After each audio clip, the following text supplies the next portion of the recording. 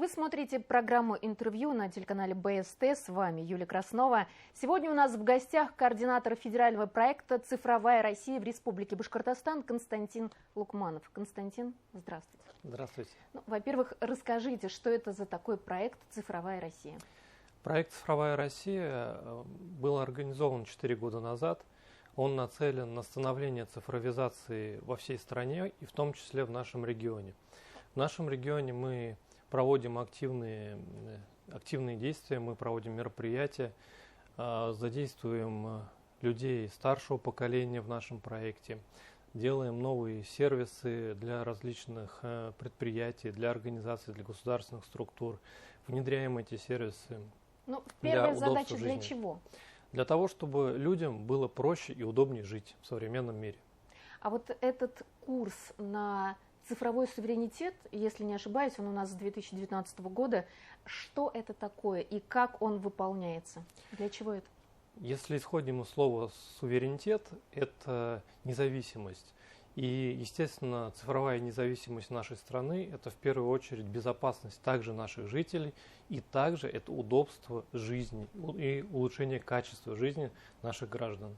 В рамках цифровой России вы какие здесь задачи на себя и функции берете? Во-первых, мы помогаем людям с ограниченными возможностями, проверяем качество предоставляемых цифровых услуг, качество сервисов, насколько им удобно пользоваться этими сервисами. Эта программа называется «Цифровая инклюзивность». Для людей старшего поколения мы организовываем курсы, мероприятия, работаем с Общественной палатой Республики Башкортостан для того, чтобы предотвращать мошеннические действия по отношению к ним. Для учеников начальных классов и институтов мы проводим уроки и лекции по цифровой гигиене, также по цифровой безопасности. Сейчас в современном мире знать цифровую безопасность должен уже ребенок чуть ли не с младших лет. А вот эту группу людей вы тоже как-то задействуете? Есть что-то для, может быть, школьников, для... Для школьников проводим уроки цифрового ликбеза. Недавно прошел всероссийский цифровой диктант, на котором школьники и студенты проверяли свои цифровые знания, насколько безопасно и они умеют пользоваться интернетом, насколько безопасно пользуются сервисами. И я могу с уверенностью сказать, что Республика Башкортостан показала высокий уровень цифровой безопасности и цифровых знаний именно у школьников и студентов.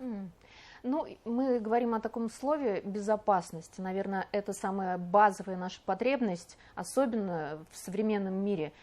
Если говорить применительно к цифровому пространству, то вот здесь цифры пугающие. То есть по-прежнему мы живем в небезопасном пространстве, когда те же самые кибермошенники нас вводят в заблуждение. Вот статистика печальная, может, вы ее знаете.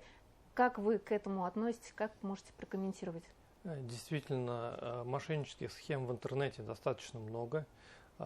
Страна и мы, в частности, с этим боремся. Учим людей, раскрываем эти схемы, учим, как не попасться на уловки мошенников. И тем не менее, все равно мошенников много достаточно, хотя и в последние годы их становится все меньше и меньше.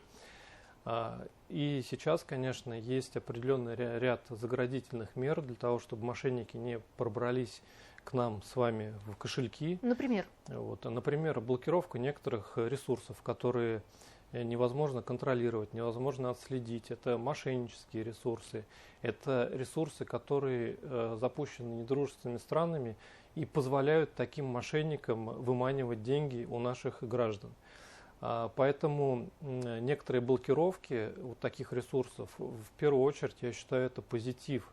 Хотя люди же не совсем позитивно к этому относятся, тем не менее. Люди не относятся позитивно, потому что на поверхности вроде бы как бы блокировка – это какое-то ограничение. Но если мы посмотрим в корень проблемы и вглубь углубимся, то блокировка – это именно временная мера, при которой мошенники не могут к вам подобраться.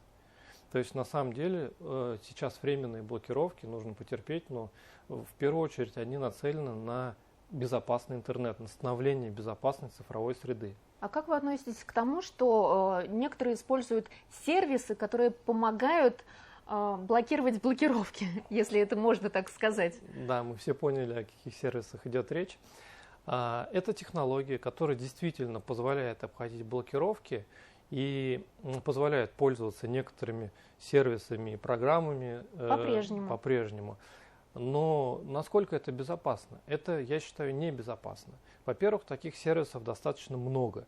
И некоторые разработчики разрабатывают качественно, безопасно, а некоторые, наоборот, в эти сервисы вшивают такие, давайте назовем это дыры, через которые можно украсть ваши персональные данные, можно украсть ваши данные от платежных карт. И, казалось бы, вы используете сторонний сервис, который позволяет обходить блокировки, и через него же могут похитить ваши данные, от которых, собственно, сейчас вас защищают от этих похищений.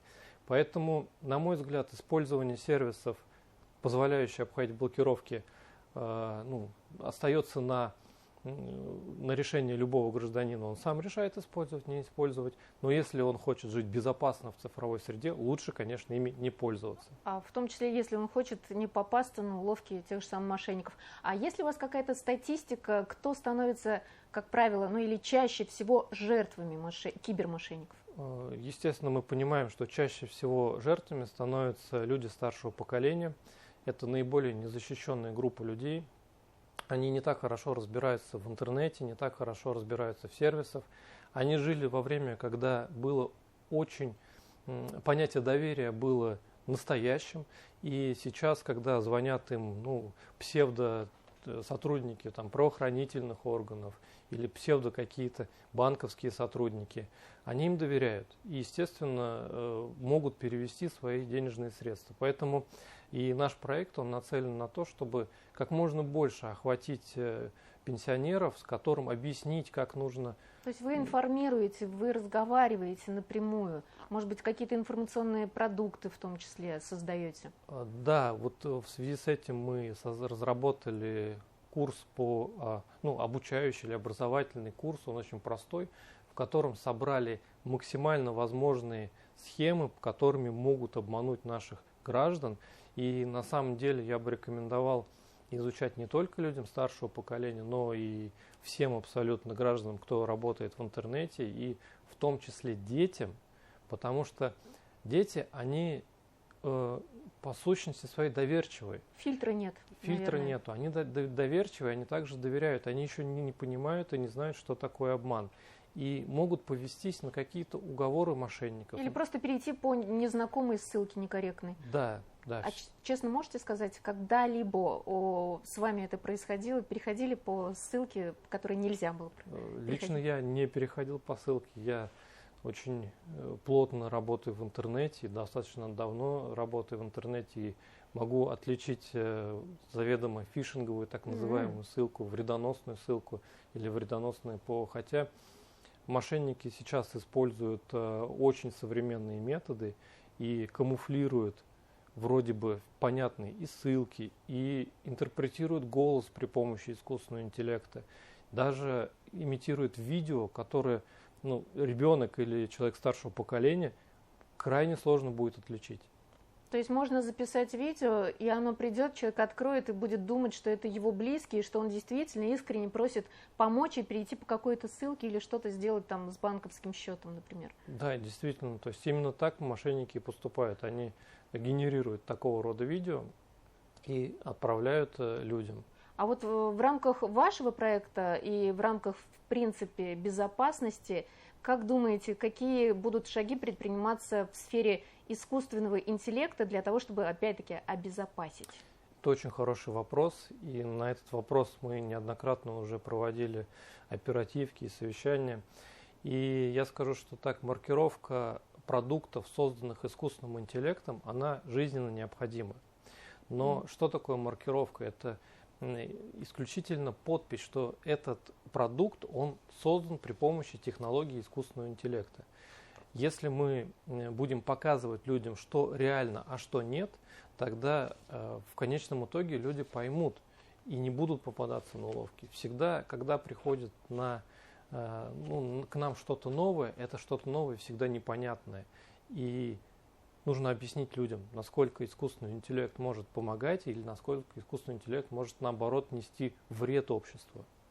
Ну, в любом случае нужно быть аккуратными. И, например, если все-таки человек перевел денежные средства, и это мошенники, если он это понял уже после завершения всех операций, есть какая-то рекомендация, как быть? Во-первых, в первую очередь необходимо заблокировать свою карту, если даже переведены Моментально. средства. Обратиться в банк и обратиться в правоохранительные органы. Почему это необходимо сделать? Чтобы, во-первых, зафиксировать и в моменте уже в моменте, сразу. да, в моменте. Если человек еще не перевел средства, только пытается это сделать, необходимо позвонить своему родственнику, спросить, так ли это, к другу подойти, к соседу подойти, но с кем-то посоветоваться. Не нужно хранить и бояться подойти к кому-то, кто знает в среде интернета больше, чем он. То есть помимо того, что человек может быть цифрово неграмотным и не разбираться в каких-то нюансах, он может быть еще и напуган. То есть вот эта базовая наша эмоция, это страх. Бояться не нужно, в любом случае нужно общаться, нужно спрашивать, можно звонить, ничего страшного не произойдет. Как уже много раз говорили, что ни правоохранительные органы, ни банки там, не просят сказать там 3 цифры на обороте карты, кодовые слова, какие-то персональные данные, никто этого. И тем не менее до сих пор бывают случаи, когда люди все-таки попадаются на такие уловки. Да, их становится меньше, но бывают. Ну, будем надеяться, что мы и в этом плане сможем победить. И, наверное, в завершении какие-то вот ваши прогнозы, что ждать в этом цифровом мире, что-то, может быть, пожелаете нашим зрителям? Если мы будем вспоминать, какой был интернет пару лет назад, он был абсолютно нерегулируемым, он был абсолютно непонятный, там было колоссальное количество деструктивного контента, и, естественно, это неправильно. Поэтому интернет должен быть частично регулироваться, в первую очередь ограничивать детей и людей старшего поколения от мошенников и от того же самого деструктивного контента. Для того, чтобы быть безопасным. Именно. Спасибо вам большое, что пришли. Спасибо за то, что ответили на вопросы. А я напоминаю, что вы смотрели интервью на телеканале БСТ. С вами была Юлия Краснова. До встречи в эфире.